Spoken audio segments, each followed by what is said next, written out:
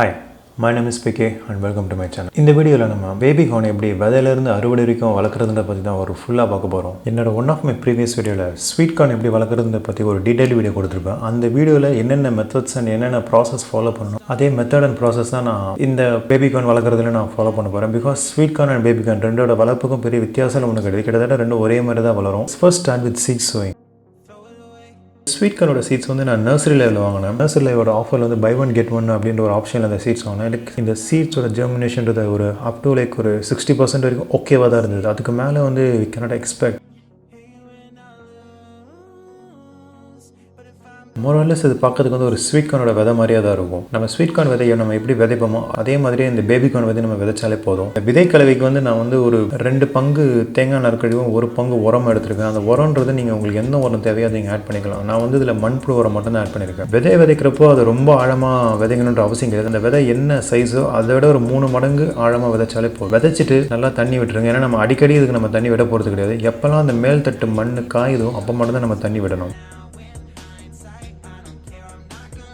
Baby கார்னோட விதைகள் வந்து விதைச்சிலேருந்து ஒரு 10லேருந்து 15 நாளுக்குள்ளேயே அது டிரான்ஸ்பிளான்ட் பண்ணுற அளவுக்கு அழகாக வளர்ந்துடும். இது ஹைப்ரிட் அப்படின்றதுனால மேக்ஸிமம் இதோட ஜெர்மினேஷன் எல்லாம் பார்த்தீங்கன்னா ஒரே மாதிரி தான் இருக்கும். சீட்ஸோட குவாலிட்டி பொறுத்து மட்டும்தான் மாறும். ஒரு விதைச்சிலேருந்து ஒரு 15 நாள் அதோட சீட்லிங்ஸ் எல்லாமே ப்ராப்பராக வளர்ந்துருக்கும். அப்போ வந்து நம்ம இதை வந்து அதோட ஃபைனல் லொக்கேஷன் நம்ம ஸ்ட்ரெயிட்டாகவே டிரான்ஸ்பிளான்ட் பண்ணிடலாம். ஸ்வீட் கார்னுக்கு என்ன பேக் எடுத்தோன்னா அதே பேக் தான் நான் இதில் எடுத்திருக்கேன். இப்போது இந்த கார்ன் செடி வளர்க்குறதுக்கு உங்களுக்கு என்ன மாதிரி மண் கலவை எடுத்தால் கரெக்டாக இருக்கும் அப்படின்னு ஒரு சின்ன டவுட் இருந்தால் என்னோட ஸ்வீட் கார்ன் வீடியோவில் என்ன மாதிரி மண் கலவை ஒரு கார்ன் செடிக்கு ப்ராப்பராக இருக்குன்றத ஒரு செக்மெண்ட்டில் கரெக்டாக எக்ஸ்பிளைன் பண்ணியிருப்பேன். பிகாஸ் கார்ன் இந்த சோள செடிகள் எல்லாமே பார்த்தீங்கன்னா ஒரு புல் வகையை சேர்ந்த ஒரு செடி.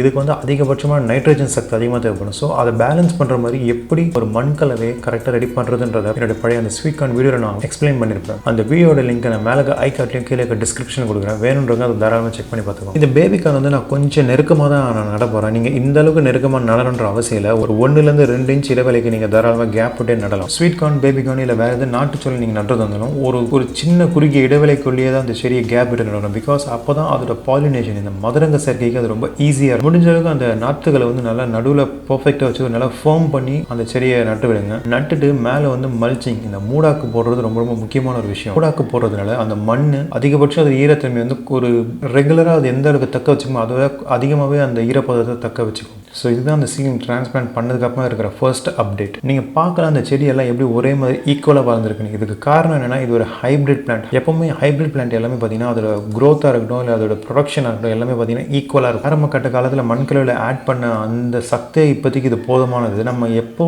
இந்த கதிர் வைக்குதோ அந்த நேரத்தில் நம்ம எக்ஸ்ட்ரா காம்போஸ்ட் எதனா ஆட் பண்ணிக்கலாம். இது 2வது அப்டேட். அந்த நாற்று மாற்றி வச்சதுலேருந்து ஒரு 30-35 நாள் கழிச்சு இந்த அப்டேட் நீங்கள் பார்க்கலாம். நீங்கள் பார்க்கலாம் இந்த செடியில் எவ்வளோ அழகாக கதிர் வச்சிருக்குன்னு. Unlike sweet corn, baby corn வந்து நிறைய கதிர் வைக்கும். ஏன்னா ஸ்வீட் கார்ன்றது ஒரு செடிக்கு அதிகபட்சம் 2 கதிர் மட்டும்தான் வைக்கும். ஆனால் பேபி கார்ன்றது ஒரு இலைகளோட இடையிலும் ஒரு கதிர் வைக்கும். ஆரம்ப கட்ட காலத்தில் எங்கேயாச்சும் 1 இல்லை 2 கதிர் மட்டும் இருக்க மாதிரி தெரியும். ஆனால் அந்த செடி கொஞ்சம் நாளாக நிறைய கதிர்கள் அதில் ஒரு இலைக்கு இடையிலும் வைக்க ஆரம்பிக்கும். நீங்கள் பார்க்கலாம் இப்போ எப்படி அந்த ஒரு இலைக்கு நடுவே கதிர் இருக்குன்னு. அதே மாதிரி தான் அந்த செடி வளர ஒரு இலைக்கு நடுவுலையும் அழகாக கதிர் வச்சுக்கிட்டே வரும். இதில் நீங்கள் பார்க்கலாம் ரொம்ப பியூட்டி. ஸோ ஒன்ஸ் அந்த கதிர் வைக்க ஆரம்பிச்சதுக்கப்புறம் நம்ம இந்த செடிக்கு வந்து ஒரு காம்போஸ்ட் ஆட் பண்ணோம். ஸோ இந்த பேபி கார்ன் அண்ட் இந்த கார்ன் டைப் ஆஃப் பிளான்ஸ் இதுக்கெல்லாம் என்ன மாதிரி காம்போஸ்ட் ஆட் பண்ணுறதுன்னா ரொம்ப சிம்பிள். நம்ம ரெகுலராக என்ன மாதிரியான உரம் கொடுப்போமோ அதே உரத்தை தான் நம்ம கொடுக்கணும். கொஞ்சம் எக்ஸ்ட்ராவாக அதில் காய வச்ச காஃபி தூள் ஆட் பண்ணணும். ஏன்னா ஆல்ரெடி சொன்ன மாதிரி இந்த கார்ன் எல்லாமே பார்த்தீங்கன்னா ஒரு புல் வகையை சேர்ந்த செடிகள். ஸோ அந்த புல் வகை செடிகளுக்கு அதிகமான நைட்ரஜன் சக்தி தேவைப்படும். இது மழைக்காலம் அப்படின்றதுனால மேபி இப்போ அந்த நைட்ரஜன் சக்தி தேவைப்படுது. ஆனால் ஜென்ரலாக ஒரு நைட்ரஜன் சக்தி நீங்கள் மண்ணில் அதிகமாக கொடுக்கணும்னு நினைக்கிறப்போ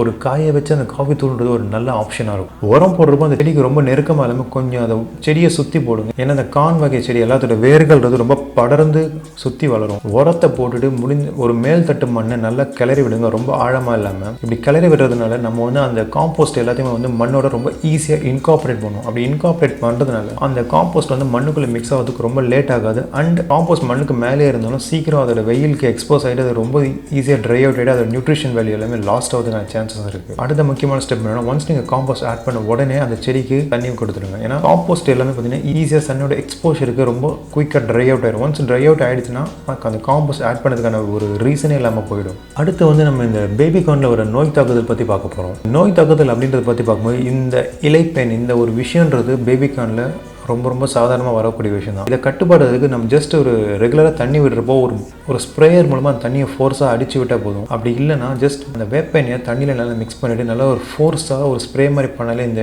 இலைப்பெண்களுக்கு போயிடும். ஸோ இந்த மாதிரி பூச்சி தாக்குதல் வர்றதுனால அந்த செடியோட அறுவடையில் ஏதாச்சும் பாதிப்பு வருமா கேட்டால் பெருசாக அந்த அளவுக்கு எதுவும் வராது. அது ஏன் அப்படின்றத இந்த வீடியோட எண்ணில் நீங்கள் பார்ப்பீங்க. அண்ட் இது அந்த இலைகளை சாப்பிடக்கூடிய புழுக்கள் அதுவும் இதில் ஒரு பிரச்சனையாக வரலாம். ஸோ நாற்று மாற்றி வச்சு கிட்டத்தட்ட ஒரு 60-65 நாட்கள் கழித்து முதல் அறுவடை எடுக்கிறேன். ஸோ இந்த பேபிகார்ன் எப்படி அறுவடை பண்ணுறதுனா, அந்த நான் சொன்ன மாதிரி அந்த ஒரு இலைகளுக்கு நடுவில் அந்த கதிர் இருக்கும். அந்த கதிருக்கு மேலே இருக்க இலைகளை சின்னதாக ஒரு கீரல் மாதிரி போட்டுட்டு அந்த பேபிகார்னை நீங்கள் இழுத்தீங்கன்னா, கொஞ்சம் ஒரு சின்ன ஜென்டல் புஷ் டவுன் பண்ணிங்கன்னா அது ரொம்ப ஈஸியாக வந்துடும். ஒருவேளை நீங்கள் அந்த இலைகளை கிழிக்காமல் அப்படியே எடுத்தீங்கன்னா அந்த தண்டுன்றது கொஞ்சம் ஈஸியாக உடையிறதுக்கான சான்சஸ் இருக்குன்னா, மொத்த பேபிகார்ன் பிளான்ட்டு பார்த்தீங்கன்னா ஒரு சிங்கிள் ஸ்டெம் மூலமாக வளர்ந்துருக்கும். ஒன்ஸ் அந்த தண்டு பிரேக் டவுன் ஆகிடுச்சுன்னா அதுக்கப்புறம் அந்த பிளான்ட்ன்றது குப்பைக்கு தான் போகணும். சின்னதாக ஒரு கீரல் போட்டுட்டு அந்த இலைகளை லைட்டாக கிழிச்சிட்டு நீங்கள் அந்த பேபிகார்னை புஷ் டவுன் பண்ணிங்கன்னா ரொம்ப ஈஸியாகவே வந்துடும். ஸோ இதுதான் முதல் அறுவடை. மொத்தமாகவே ஒரு 7-8 செடி தான் வச்சிருக்கேன். 7-8 செடியில் கிடைச்ச முதல் அறுவடை இதுதான். முதல் அறுவடை எடுத்து முடிச்சதுலேருந்து ஒரு 5 நாள் கழிச்சு ரெண்டாவது அறுவடை நான் இந்த செடிகள்லேருந்து எடுக்கிறேன். சேம் ப்ராசஸ், அந்த ஹார்வெஸ்ட் பண்ணுறதுக்கு என்ன ப்ராசஸோ அதே ப்ராசஸை நீங்கள் ஃபாலோ பண்ணி கொஞ்சம் நல்லா மெச்சூராக இருக்க ஒரு இந்த பேபிகார்ன்ஸ் மட்டும் நீங்கள் ஹார்வெஸ்ட் பண்ணலாம்.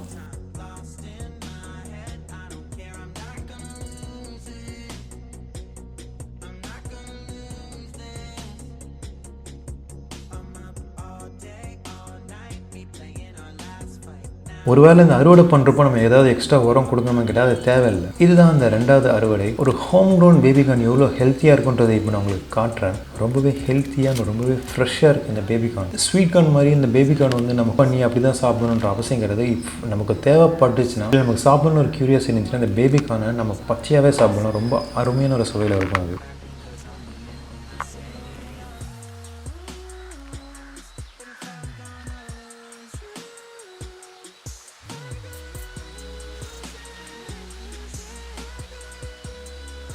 ரெண்டாவது அறுவடை முடிஞ்சு ஒரு 5 நாள் கழிச்சு ஒரு 3வது அறுவடை இந்த செடியிலேருந்து எடுக்கிறேன். பேபிகார்ன் வந்து ரொம்ப முத்தை விட்டுட்டு நீங்கள் எடுத்தீங்கன்னா அதில் இருக்க கதிர்கள்லாம் கொஞ்சம் பெருசாகிட்டு கொஞ்சம் சாப்பிடவே கொஞ்சம் ஹார்டாக இருக்கும். ஸோ அந்த மேலுக்கு அந்த சில்க் வந்து கொஞ்சம் காய ஆரம்பித்த உடனே நம்ம அந்த பேபிகார்ன் எல்லாத்தையுமே ஹார்வெஸ்ட் பண்ணிடலாம். பேபிகார்ன் எப்பவுமே நல்லா கொஞ்சம் சின்னதாக எலசாக இருக்கும் போது ஹார்வெஸ்ட் பண்ணால் அது ரொம்ப ஸ்வீட்டாக ரொம்ப டெண்டராக இருக்கும் சாப்பிட்றது.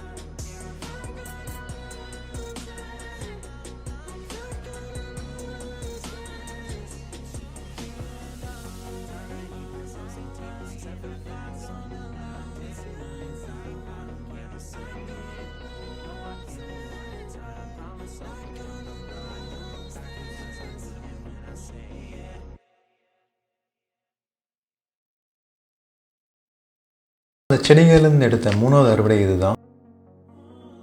வீடியோட பாதியில் சொன்ன மாதிரி அந்த பூச்சி தாக்குதல் ஏற்பட்ட அந்த செடிக்கு வந்து பெருசாக அதோட அறுவடையில் எந்த விதமான பாதிப்பும் இருக்காதுன்னு நான் சொல்லி, அது ஏன்றதை இப்போ நீங்கள் பார்ப்பீங்க. இந்த பேபிகார்ன்றது அந்த பூச்சி தாக்குதல் வந்த செடியிலேருந்து நான் எடுத்த ஒரு ஹார்வெஸ்ட். இது நீங்கள் பார்க்கலாம் அதில் பூச்சி எந்த அளவுக்கு மேலே பரவி இருக்குன்னு. பட் ஆனால் உள்ள அந்த கார்ன் வந்து ரொம்ப க்ளீனாக அண்டு நீட்டாக இருக்கும். அதுக்காக அந்த பூச்சி தாக்குதல் வந்து அதை நம்ம கண்டுக்காம அப்படியே விட்டணுன்ற அவசியம் கிடையாது. ஒன்ஸ் பூச்சி தாக்குதல் நீங்கள் பார்த்துட்டிங்கன்னா முடிஞ்ச அளவுக்கு அதை கண்ட்ரோல் பண்ண ட்ரை பண்ணுங்கள். மேபி அது நமக்கு ஒரு ஹேபிட்டாக இருக்கிறப்போ அது தப்பு இல்லை. ஹைப்ரிட் பிளான்ட் தானே, பூச்சி தாக்குதல் வந்தாலும் இது எதுவும் பண்ணாதுன்னு அப்படியே விட்டுட்டிங்கன்னா மேபி அது இந்த செடிக்கு வேணால் எந்த பாதிப்பும் கொடுக்காம இருக்கலாம். ஆனால் சுற்றி இருக்க மற்ற செடிங்களுக்கு அந்த பூச்சின்றது ரொம்ப ஈஸியாக ட்ரான்ஸ்ஃபர் ஆகிட்டு ஸ்ப்ரெட் ஆக ஸ்டார்ட் பண்ணும். ஃபைனலாக ஒரு 1 வீக் கழிச்சு அந்த 3வது அறுவடையிலேருந்து 1 வார காலங்கள் கழிச்சு நான் இப்போ 4வது அறுவடை, அதாவது இந்த கடைசி ஹார்வெஸ்ட் இந்த பிளான்ஸ்லேருந்து எடுக்கிறேன். இந்த பேபிகார்னோட ஃபைனல் ஹார்வெஸ்ட்.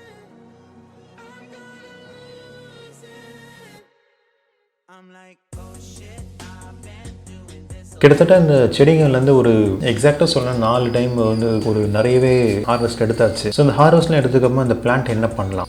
சிம்பிள், நம்ம கட் பண்ணி தூக்கி தான் போட போகிறோம். சின்ன விஷயம் என்னென்னா, நான் வந்து அந்த செடியை பிடுங்கலை, அதோட அடிப்பாகத்துலேருந்து நான் கட் மட்டும் தான் பண்ணியிருக்கேன். அதுக்கான காரணம் என்ன, ஸ்வீட் கார்னோட வேறுன்றது ரொம்ப மண்ணு ஃபுல்லாக பரவே இருக்கும். மண்ணில் இருக்க வேரோட முக்கியத்துவம் என்னென்னா, அது மண்ணில் இருக்க எர்த் வார்ம்ஸ், இந்த மண்புழுக்களுக்கு ஒரு உணவாக தான் போகும். ஸோ இந்த எர்த் வார்ம்ஸை பற்றி உங்களுக்கு ஏதாச்சும் ஒரு சின்ன doubt and if you need any clarification, நான் ஒரு வீடியோவில் எர்த் வார்ம்ஸோட இம்பார்ட்டன்ஸ் ஆஃப் எர்த்வார்ம், அந்த ரோல் ஆஃப் எர்த்வார்ம்ன்றத ஒரு டீட்டெயில் ப்ரீஃபாகவே எக்ஸ்பிளைன் பண்ணியிருப்பேன். அந்த வீடியோவை முடிஞ்ச அளவுக்கு எல்லாரும் பாருங்கள். ஏன்னா அது ஒரு முக்கியமான வீடியோ. அந்த எர்த்வார்மோட முக்கியத்துவம் என்னன்றது நமக்கு தெரிஞ்சால் தான் அதை எப்படி நம்ம பர்ஃபெக்டாக யூட்டிலைஸ் பண்ணுறதுன்றதுக்கு நமக்கு ஒரு ஐடியா கிடைக்கும். ஸோ இந்த மாதிரி ஒரு அடிப்பகுதி வரைக்கும் கட் பண்ணிவிட்டு இதை வந்து அப்படியே விட்டுடுங்க. 4 அடியில் அது ரொம்ப ரொம்ப ஈஸியாகவே மக்கி மண்ணுக்கே ஒரு உரமாக மாறிடும். I think that's it for this video. இந்த வீடியோவில் வந்து ஒரு பேபிகார்னை எப்படி விதையிலேருந்து அறுவடை வரைக்கும் வளர்க்குறதுன்றதை ஒரு ப்ரீஃபாக பார்த்தாச்சு. நம்ம நெக்ஸ்ட் வெட்னஸ்டே இன்னொரு வீடியோ பார்ப்போம். Until that, let's stay connected and create a better environment. Thank you.